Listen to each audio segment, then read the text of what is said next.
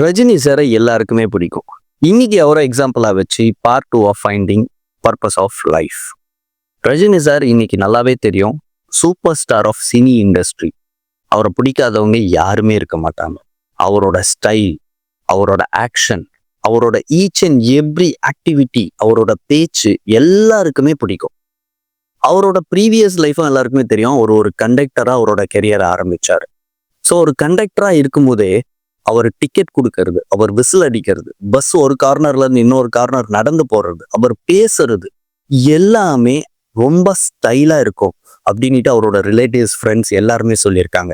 So இன்னைக்கு அவரோட ஸ்கில்னால பெரிய ஆக்டரா, சூப்பர் ஸ்டாரா வலம் வந்துட்டு இருக்க ரஜினிகாந்த் சாருக்கு அன்னைக்கே அந்த ஸ்கில் மேல நம்பிக்கை இருந்திருக்கு.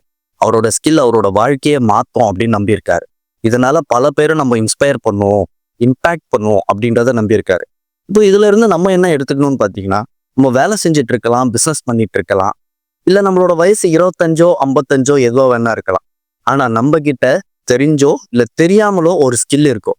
அந்த ஸ்கில் என்னன்னு நம்ம கண்டுபிடிச்சு அதை டெவலப் பண்ணி இது மூலியமா நம்ம வாழ்க்கையை மாற்றணும். அட் த சேம் டைம் ஒருத்தரையோ 10 பேரையோ 100 பேரையோ 1000 பேரையோ இம்பேக்ட் பண்ணணும், இன்ஸ்பயர் பண்ணணும் அப்படின்னு இருந்துச்சுன்னா அதுதான் உங்களோட பர்பஸ் ஆஃப் லைஃப். ஸோ உங்ககிட்ட கண்டிப்பா ஒரு ஸ்கில் இருக்கும், அதை நான் நம்புறேன்.